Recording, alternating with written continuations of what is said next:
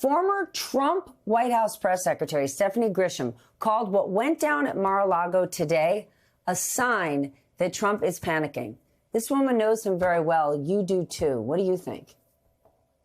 Well, he clearly is, I think, at this point, flailing for a message, right? Because a lot of the things you heard today are some of the golden oldies. He doesn't really have anything new to say. It's his old shtick, repeating lines that come from his old rallies. And he seems not to understand exactly how to counter the enthusiasm that Kamala Harris has developed. The thing has really gotten under his skin, clearly, are her big crowd sizes.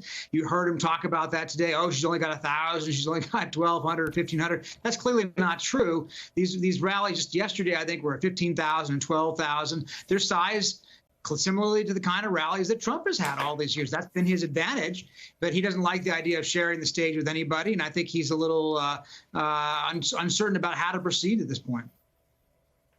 Carol, our motto here is the truth matters, but only if you hear it. So I want to just look at a few of the lies Donald Trump told today. He claimed that VP Harris supports an arms embargo to Israel. That is categorically false. That Democrats support abortion after birth. Absolutely not true. And that the vast majority of the country supports him. For fact's sake, Donald Trump never won the popular vote or even the approval of most Americans while president. Your paper found that he made 30,000 false claims while he was in office. It's exhausting for all of us, but it's our job to fact check him.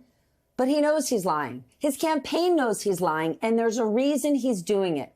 Because you heard that soundbite before when he said, when people get to know who Kamala Harris is, what does the VP do with the fact that you've got Donald Trump pushing lies about who she is and what she supports? How do they combat that? Because those people that he's talking to, chances are, they're not watching you and me right now.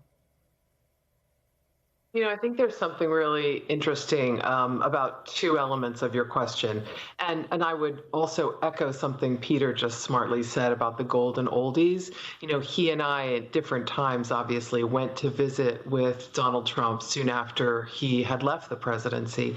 And he said a lot of the same things today in his press conference that struck me as so strange, you know, to bring up again that the people who charged the Capitol and basically broke into the iconic home of our democracy were very pleasant people, and it was all very peaceful. That was some of like the sort of alternate reality that Trump was living in Mar-a-Lago in exile when he lost the election in 2020. Second part of your question, how do you combat the misleading and the mistruths that Trump says basically every day? I think what's interesting is that Kamala Harris has chosen a vice presidential candidate who, like her, has a kind of cut to the chase kind of messaging, which is, here's what we are, here's what we're doing.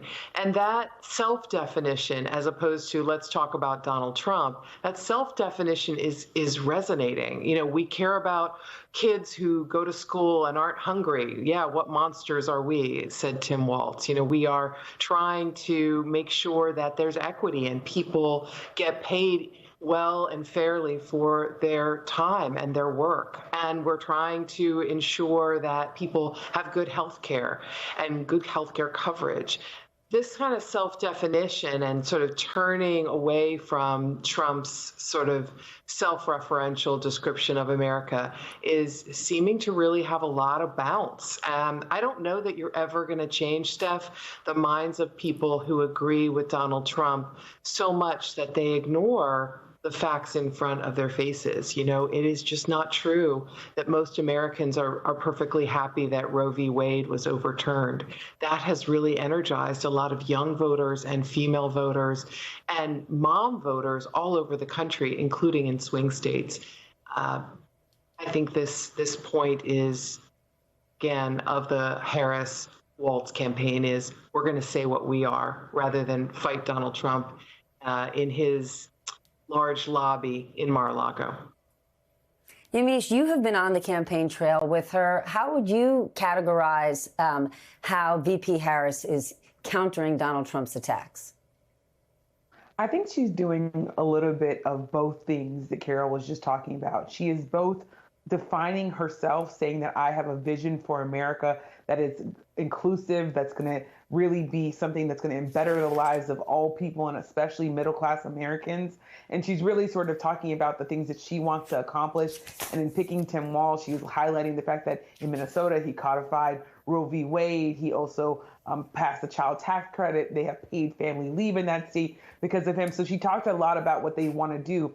But there is also a very clear message that they are also attacking Republicans. And of course, in particular, former President Donald Trump and J.D. Vance, talking about the fact that she thinks that he's a fraudster, a cheat, an abuser of women, leaning on the idea that she's a prosecutor and he's a criminal. So there is, I think she's doing both things. And I think the other thing that the Harris campaign is doing is not waiting to sort of respond to former President Trump. They are trying as best as they can, I think, in real time to counter the things that he's saying very quickly. So today he was talking about her and sort of attacking her. She was at the UAW in Michigan. She was able to really quickly say within an hour or so or 2 hours to say, I still want to debate him and I'm open to other debates after we get through the ABC debate.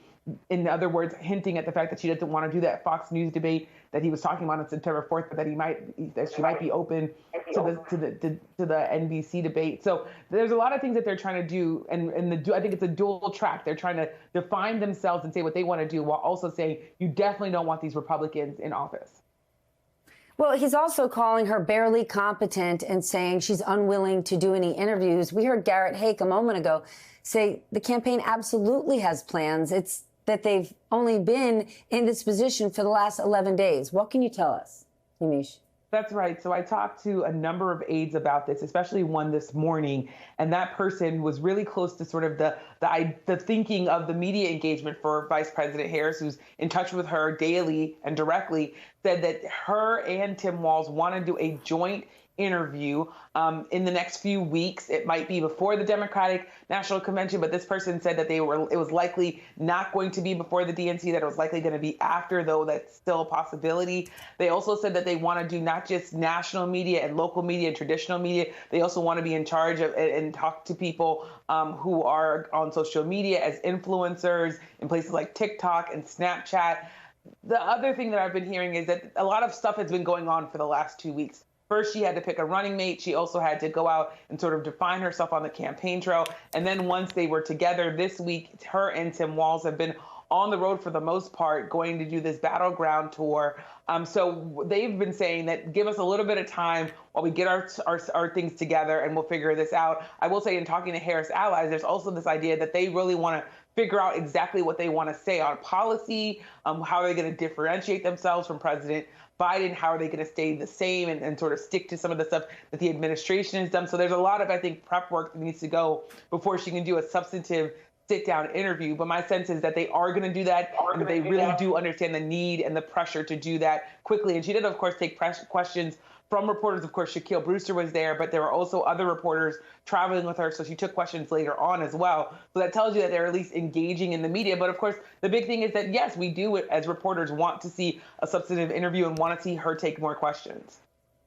All right, let's talk about the debate, or debates, plural, potentially. Donald Trump has now reversed himself and he's agreed to debate Kamala Harris on ABC. But now he's saying he wants more debates in the future. Peter, do you buy this? Does Donald Trump realize that he's a convicted criminal who'll be going up against a seasoned prosecutor? It's not like she folded when she was up against Mike Pence in 2020, or when she was running for president. One of the strongest parts of her campaign was when she was on the debate stage. That was kind of her highlight.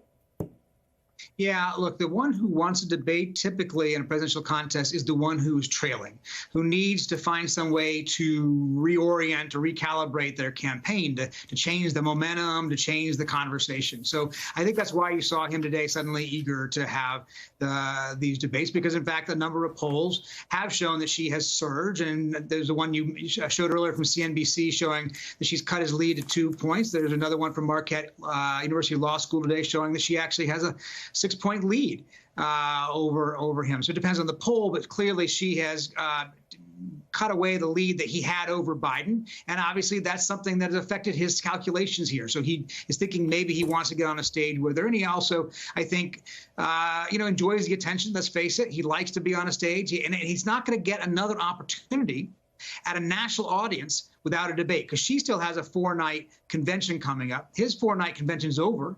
It was focused on Joe Biden, which therefore is kind of, meaningless at this point for him. So the only chance he has left to have that kind of a big national audience of tens of millions of people in a single setting is going to be a national debate.